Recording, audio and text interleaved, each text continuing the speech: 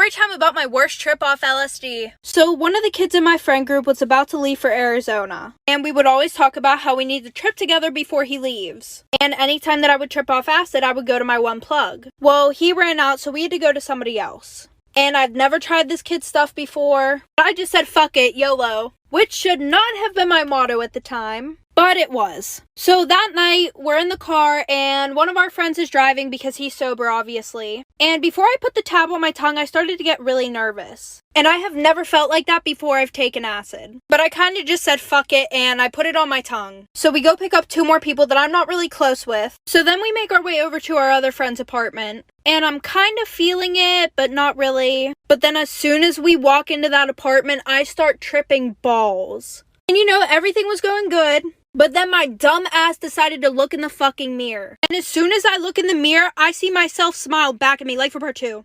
Okay, part 2. So like I said, I look in the mirror and I see myself smiling back at me. And that's whenever everything went south so quick. I sat on the bed, tried to pull myself together because I didn't want to make a fucking scene in front of everybody. But then I got caught in this fucking loop. And if you don't know what the loop is, then I'm going to tell you what it is. It's basically where you feel like you're doing the same thing over and over and over again. And then I started looking around at everybody and it looked like their faces were melting. One of my friends got up off his chair, walked to the other side of the room, and I watched him do that. But when I looked back over at the fucking chair, he was still sitting there. So I looked at my one friend that was sober, who I was actually really close with, and I think he saw the look in my eye and he was like, "Do you want to leave now?" And I just shook my head, yeah, like I could not deal with that shit anymore. So we go to his car and then we drive to my boyfriend's house. Because I could not go home. I would have got crucified. Well, we get in the house and as soon as his mom sees me, she knows that something's wrong. Like for part 3.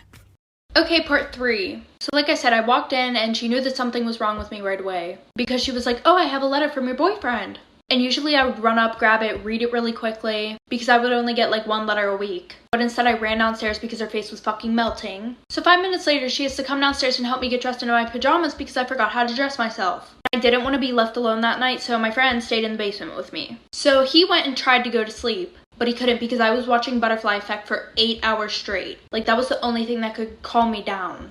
But I still don't even know all the freaking words to it, which is weird. Like he would try to change the video and somehow I end up back to Butterfly Effect. And then he tried to kiss me. So he left the next morning because he had to go to work, which was at like 11 a.m. And I took this tab at 8 p.m. the day before. So I was getting texts like, "Where are you? You're supposed to be home now." So I had to go home and act normal in front of everybody while I'm still tripping balls. And I also got grounded for coming home late because I could not come home at the right time because I was tripping so hard. And this lasted for about 24 hours. Story time, my boyfriend beat up his ex-girlfriend because she tried to kill me. So it was my sophomore year in high school and I had just gotten with this guy who was fresh out of a relationship. And let me tell you a little bit about his ex-girlfriend. So before him and I even started dating, him and his ex-girlfriend were together for like 2 years. And guys, this girl was fucking psychotic. Like, let me give you a quick example. Last year, I had a class with him and her, and the teachers assigned partners for this one project. Well, her boyfriend got paired up with this other girl. And anybody who would even talk to her boyfriend would get jumped by her and 8 of her friends. So his girlfriend starts being buddy-buddy with this girl. And his girlfriend goes, "Oh, do you want to come to the bathroom to hit my dab pen?" So the girl says yeah, thinking that she's being all nice and shit. So they both go to the bathroom and they're gone for like 25 minutes. So I asked to go to the bathroom because I want to see what's going on. So I walk into the auditorium bathroom and nobody's really around that bathroom. And this bitch is getting beat the fuck up. Like for part 2. Okay, part 2. Okay, so like I said, I walk in and this bitch is getting her shit rocked. Like there were like 5 girls in there beating the shit out of her. All of them just look at me, so I walk out and go back to the classroom. And the one girl went to the hospital and the other girl got suspended. So back to present day. So after school that day, I get a ride with him and his friends to his house. Well, as we're all driving to his house, we realize that his ex-girlfriend's car is right behind us. And it's literally her and all of her friends. And at this point, my boyfriend's really fed up with her shit. Because she keeps following me around school, texting me saying she's gonna kill me, saying he got her pregnant, always says that he's been cheating on me with her. So my boyfriend pulls over the car, and at this point, I think it's a trap. I'm like, oh shit, he's gonna let me get beat the fuck up. Well, he tells me to stay in the car. He gets out and walks over to her driver's door and tells her to get out of the car. So her and all her friends get out, and one of her friends starts punching him. While he's distracted with that, his ex runs over to the car, opens the door, and pulls out a fucking knife. Like for part 3. Okay, part 3. She fucking has a knife up to my neck, screaming at me. And I'm staying quiet as fuck because I do not want to get my throat slit by this bitch. So all I see is my boyfriend rip this bitch out of the car and start stomping her in the fucking ground. And whenever he went and ripped her out of the car, the knife like slashed my leg open, so there's fucking blood everywhere. And we're like at the beginning of his cul-de-sac, so all the fucking neighbors are outside watching him stomp this bitch into the ground. And then one of her friends comes around the other side of the car, grabs me by my hair, rips me out of the car, starts beating the shit out of me. So then one of his friends starts beating up that bitch too. So obviously the cops were called. My boyfriend went to jail. She also went to jail. And after that happened, my parents made me move schools. But after that, word got around that they were dating again. Good luck to the next bitch. Story time about how I got catfished and almost kidnapped. So because I just turned 18, I thought about signing up for a few dating apps. So I did. I matched with this really cute guy named Chris. And we chatted on the app for like 3 weeks back and forth. I would ask him to FaceTime, but he would always make up some lame excuse. Yes, ladies, there's a video dating app coming out soon. So no more lame excuses for sus boys. Anyways, so finally after asking him a bunch of times to hang out, we finally made plans to meet up for dinner. He gave me the address to the place and it was like 20 minutes from where I lived. And he told me that he was going to be wearing a baseball cap, and I told him that I was going to be wearing a white shirt and green jeans. So I took an Uber and got there at like 6 o'clock, but when I got in there, I didn't see anybody with a baseball cap on. While I'm looking around, all of a sudden somebody taps me on the shoulder. So I turn around and it's this older guy wearing a baseball cap, and he goes, "Oh, hi, I'm Chris." So I'm definitely feeling super sus at this point, but I'm too fucking nice to be like, "Ooh, get the fuck away from me." So I figured I might as well get a free meal out of this. So we sat down to eat like for part 2. Okay, part 2 of how I got catfished and almost kidnapped.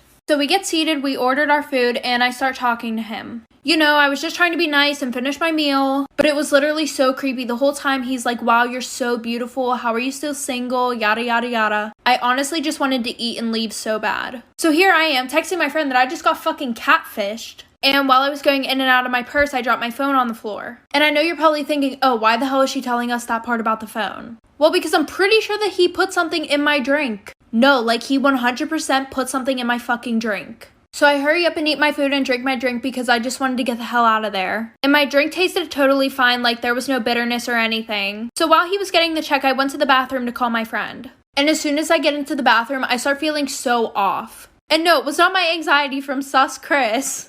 I also felt like I was gonna throw up. And my friend wasn't picking up at all. So I tried sharing my location with her, which I usually never do, like for part 3.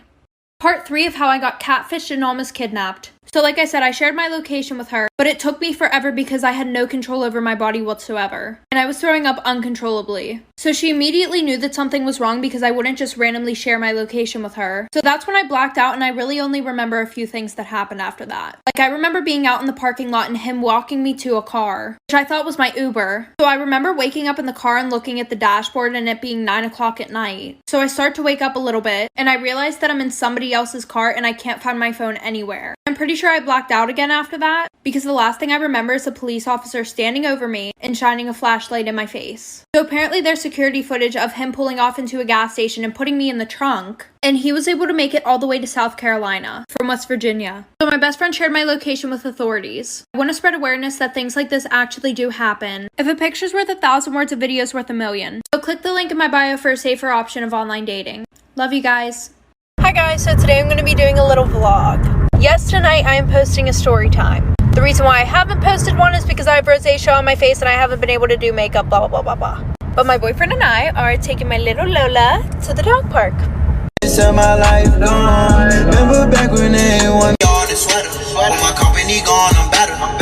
Rap is like the river, it's releasing everything. It's a certain type of feeling. Do you know where we are? We're at the dog park. She's so excited. She's so excited.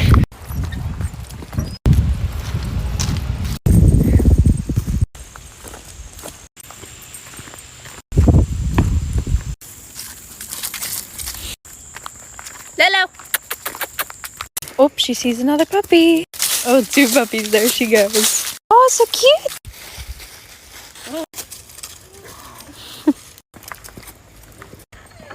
I'll be posting a story time tonight. Love you guys. Part 2 about how I got my boyfriend arrested for cheating on me. So like I said, we got to the Halloween party and we met him there. And my sister had no idea that we were dating. because I'm 16, he's 22. She would have flipped out. So a little bit into the party, I'm super drunk, we're dancing and everything. So he's really close with the girl who's throwing the party. So he asked her if we can use one of the bedrooms. And it sounded like he said, oh, can me and Millie use one of the bedrooms? You guys are going to find out who Millie is in a second. So we go up to the room and, we start doing the nasty. And next thing I know, some girl walks in screaming at him and breaks a beer bottle over his fucking head. She starts calling him a cheater and everything else. And I get a glimpse of her and it's one of the girls in our friend group named Millie. So I'm fucking shook right now. I'm laying down. He's on top of me. Blood's fucking dripping down my face. And finally she realizes it's me. So I hurry up. I get my clothes on. And Millie's just sitting there looking at me. So I go downstairs real quick, tell my sister I want to go home for part 3. Part 3 of how I got my boyfriend arrested for cheating on me. So I get home and I text the girl whose party it was. And she had no idea what happened. So I was just like, oh, is Millie blah blah blah's girlfriend? And she's like, yeah, but they're off and on all the time. He has a new girlfriend every other week. So at that point, I block him on everything and I just go to sleep. Well, the next day I wake up and my sister and Millie are in my room. And I'm like, oh shit, here's a fucking intervention. But plot twist, my sister's like, Millie told me what happened with you last night. And I'm like, what? And she's like, how he took advantage of you. And I'm like, oh yeah, that. And my sister was like, it's okay, it's not your fault. We need to go to the police. It isn't right what he did to you. And none of them had an idea that, we were dating the whole time. So my sister was like, you need to tell mom.